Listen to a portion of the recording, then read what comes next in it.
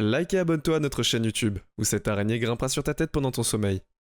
Vous penseriez maintenant que les scientifiques auraient à peu près quelque chose à expliquer. Tout ce qu'ils expliquent depuis longtemps, il n'y a sûrement qu'un nombre limité de choses qui doivent être expliquées correctement. Mais il s'avère qu'il y a des endroits mystérieux qui arrivent et on les gars. Et les filles, elles sont des manteaux blancs, se grattant la tête et se demandant comment ils sont arrivés à exister des extraterrestres. Et ça pourrait toujours être des extraterrestres, ne jamais exclure les extraterrestres. Mais jusqu'à ce que nous ayons prouvé que les extraterrestres sont vraiment en train d'exister, nous devons pouvoir admettre que ce sont de vrais mystères paranormaux. Voici les 15 endroits les plus mystérieux, les scientifiques ne peuvent toujours pas expliquer. Numéro 15, l'endroit mystérieux de retour 1939. Ouverture du lieu Santerio de mystérieux Santa Cruz, Californie, comme une attraction touristique. Et c'est les propriétaires qui étaient George Prather qui gagnaient sa vie en tant que soudeur mécanicien et inventeur à l'époque. L'automobile donnait aux Américains une liberté qu'ils n'avaient jamais connue. Et tout type de nouvelles attractions en bord de routes ouvertes, bien qu'aucune d'entre eux ne ressemblait tout à fait au lieu mystérieux. Quand ils exploraient cette région, le père remarqua que sa boussole se comportait mystérieusement. Et de manière très étrange. Puis quand il a gravi la colline, il a commencé à se sentir étourdi et mal à l'aise. Alors bien sûr, il a acheté la terre et a ouvert son attraction là-bas, dans ce qu'on appelle la maison folle, où il y a des choses qui semblent défier la gravité et la physique en général. Il y a des planchers inclinés qui le rendent, on dirait que les gens sont capables de se pencher incroyablement loin, il y a même des boules et de l'eau qui coulent, montrées en montant. Parmi de nombreuses autres attractions, il y a expliqué, même si une territoire de frappe de météores a causé une perturbation du comportement régulier des choses à cet endroit. C'est vraiment bizarre. Numéro 14, la rivière bouillante. Il est connu comme la rivière qui tue tout ce qui tombe, et c'était rapporté pour la première fois par des conquistadors qui avaient commis la grosse erreur de décider de prendre une petite trempette, et ont fini par être bouillis apparemment en vivant, pendant que leurs compagnons regardaient depuis la ligne de touche. Depuis lors, la légende s'est développée, et on considérait que la rivière avait traversé la cité perdue de l'or. Mais les scientifiques se sont moqués de l'idée qui disent que les rivières chaudes ne prouvent pas ni volcan et qu'il n'y a pas de volcan dans cette partie de l'Amazonie. Un géoscientifique péruvien croyait le contraire, et il est sorti pour prouver que la rivière bouillante existait vraiment. Andrés Rousseau a été conduit aux mystérieuses rivières par sa tante. Il l'avait déjà visité et il s'est assuré d'emporter un thermomètre. Quand il est arrivé, il a mesuré 187 degrés Fahrenheit. Pas tout à fait bouillant, mais assez proche. Seulement, personne ne savait pourquoi il faisait si chaud. Après plus d'études, Rousseau a découvert qu'il y avait peut-être la faute des sources chaudes souterraines qui vont chauffer la rivière et qui est allé nager. Eh bien non. Après avoir vu quelques animaux tomber et être cuits à mort, il a reculé. Numéro 13. Yonaguni. L'île de Yonaguni au large des côtes du Japon est l'un des endroits les plus fascinants et mystérieux de la Terre. Et nous pouvons honnêtement remplir toute cette vidéo avec le sujet. Mais ce n'est pas le cas. Juste cette île, nous aimerions nous concentrer sur un aspect de celle-ci, qui est en fait juste à côté de l'île profondément sous l'eau de l'océan Pacifique. Cette zone de mer qui se situe entre le Japon et Taïwan est une zone de plongée populaire en raison des nombreux marteaux requins de la région en 1986. Une expédition de plongée découvre quelque chose de vraiment étonnant. Une série de structures rocheuses qui ressemblent à des pyramides carrées qui ne peuvent sûrement avoir été créées par la vie intelligente. Il y avait des humains incroyablement anciens qui vivaient ici, il y a 1 million d'années, avec une technologie extrêmement avancée.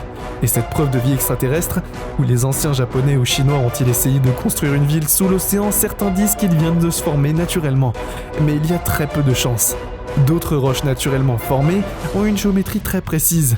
Curieusement, les journalistes de Taïwan ont dit que Japon disent qu'ils n'ont même pas un intérêt de chercher la découverte et l'ont complètement ignoré. Savent-ils quelque chose? Cachent-ils quelque chose? Numéro 12. Géoglyphes. Les gens ont récemment commencé à remarquer que de nombreux dessins étranges étaient visibles sur le sol et des zones de paysage ouvertes de l'Amazonie. Et les questions sur qui les a fabriqués et pourquoi sont-ils encore là en sont encore très réponses. Il n'y a pas de réponse connue et le seul géoglyphe qu'il y a, on les trouve souvent dans certaines parties de la ville de la Bolivie et du Brésil. Et les scientifiques ont pu les dater d'au moins 3500 ans.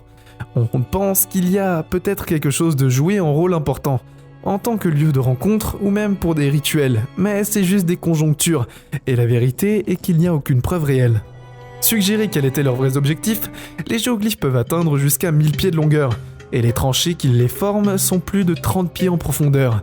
À ce jour, plus de 450 ont été découverts en Amazonie, mais on pense qu'il y en a beaucoup d'autres à découvrir encore. Il n'y a pas d'autres restes de la culture qui les a créés, autres que les brisées occasionnelles fragmentées. Mais nous ne savons pas vraiment rien sur les personnes qui en Amazonie contiennent des blocs de Moraki. Numéro 11. Les rochers de Moraki. La Nouvelle-Zélande est un endroit assez mystérieux, avec des paysages incroyables et quelques espèces uniques et intéressantes. Les rochers de Moraki sont parmi les choses les plus étranges de la Nouvelle-Zélande, qui a été appelée New Zealand Stonehenge. Ces énormes pierres sphériques mesurent près de 6 pieds de haut et pèsent plusieurs tonnes. Ils peuvent être trouvés sur la plage de Kokoi, qui est située sur la côte Indigo du pays. Les Maoris avaient une légende selon laquelle les rochers sont les restes d'un géant canoë qui a fait naufrage dans le passé. Mais ils ont aussi de très bons surnoms pour les rochers, y compris Hillpods, Hooligans, Calcools, Billiards, Gobstoppers, Giant et cerveaux extraterrestres. Les boules de bowling de géants avaient des scientifiques disant qu'il n'y a aucune chance que ces rochers aient été formés par une sorte de vie intelligente et viennent d'être érodés à cette forme, particulièrement par les conditions naturelles qui les entourent, et le processus peut avoir commencé il y a 65 millions d'années. Depuis lors, la roche plus tendre sur l'extérieur a rocher diminué, laissant la roche circulaire beaucoup plus dure. Numéro 10. Formet tordu. En 1930, certains pins étaient plantés dans une section de forêt profonde et étrange, dans ce qui était alors la Poméranie allemande de notre jour. Cette région est occupée par les nations de la Pologne et est proche du Grafino. Dans les années 90, depuis que quelque chose d'année spéciale est arrivé aux quelques 400 pins d'arbres dans cette forêt, personne ne sait quoi est la base de l'arbre. Ils poussent tous à 90 degrés en angle, vers le nord, avant de se retourner pour grandir vers le ciel. Comme un arbre ordinaire, encore cela en fait un peu bizarre et artificiel. La recherche d'arbres a permis de la région de se faire connaître comme la forêt tortueuse. Malgré cette déformité, les arbres sont tous en bonne santé et ont atteint des longueurs de 50 pieds de haut. Il existe de nombreuses théories sur ce qui a causé ce modèle inhabituel de croissance, y compris des broules catimnies, de fortes chutes de neige et même l'allemand des gens qui les ont plantés.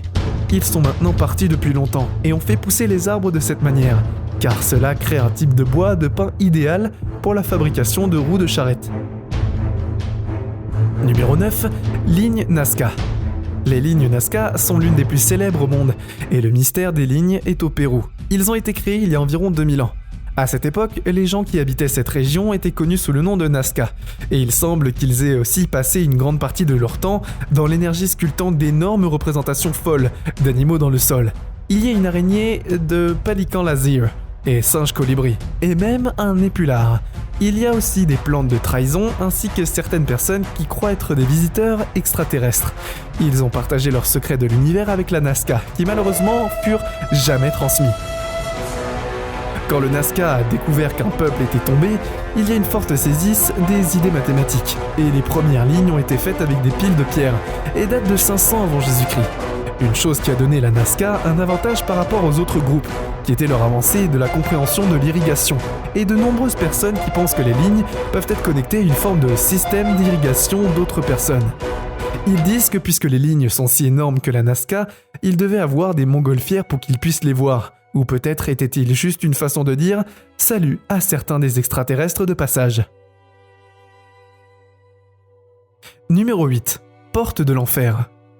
La porte de l'enfer a été trouvée, apparemment c'est dans le pays du Turkménistan, il y a 40 ans. Un cratère s'est ouvert dans un désert dans le nord du pays, et cette immense cavité en fusion n'a pas cessé de brûler depuis.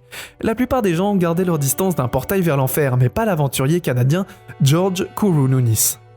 Il a décidé de se diriger vers la fosse et jeter un œil aux théories sur l'origine de la carcasse. Elles sont abondantes mais nombreuses. Pense que c'était une expédition soviétique secrète pour chercher du gaz qui a ensuite été incendié, car il croyait avoir puisé dans certains gaz toxiques qui se dispersaient. S'il ne le brûlait pas, le feu n'a jamais été éteint, et l'histoire derrière, comment le cratère est apparu, a été en quelque sorte enveloppée de mystère.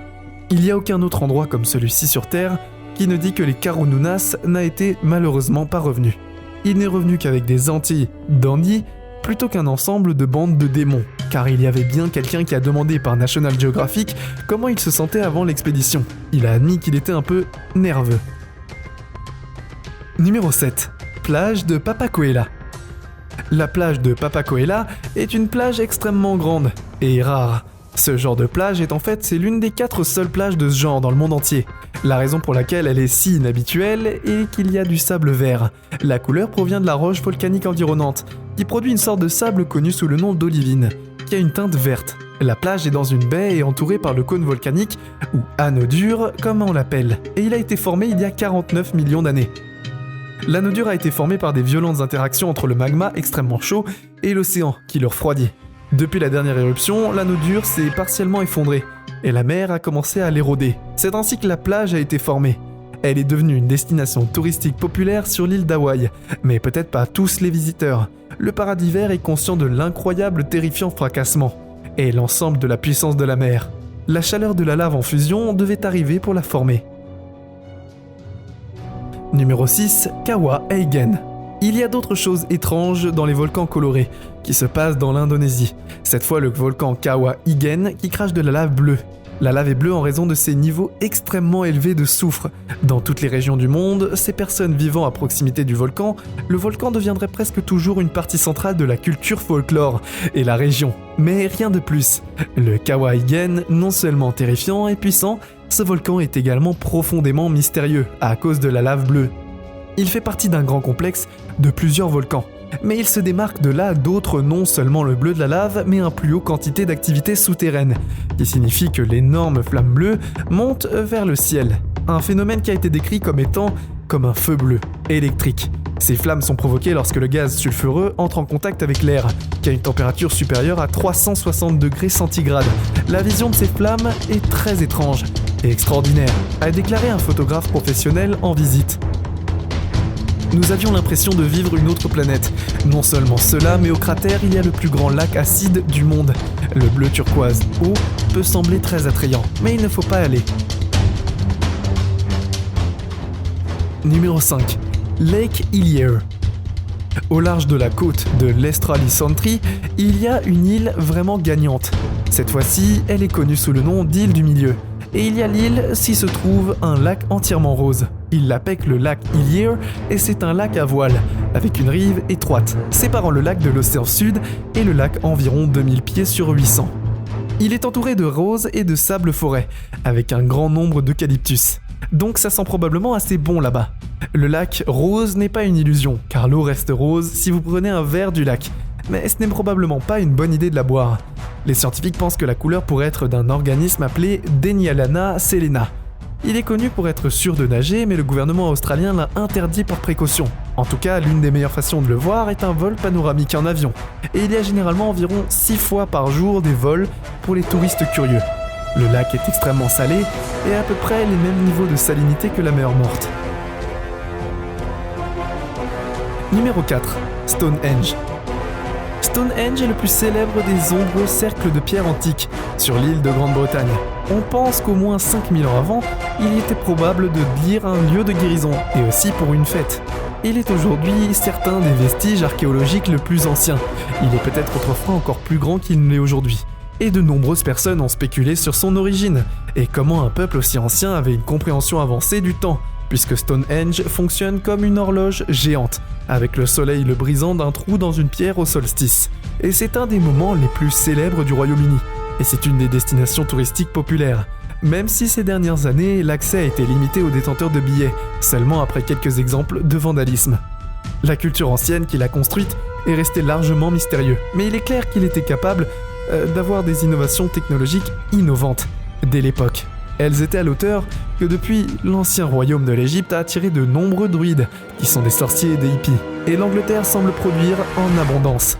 Il y a aussi beaucoup de fantômes errant parmi ces pierres anciennes. Un endroit où il ne faut pas aller. Numéro 3, lac Tacheté. Connu comme l'endroit le plus magique du Canada, le lac Tacheté est devenu célèbre pour son spectacle haut en couleurs, qu'il met chaque été situé au nord-ouest d'Osiris.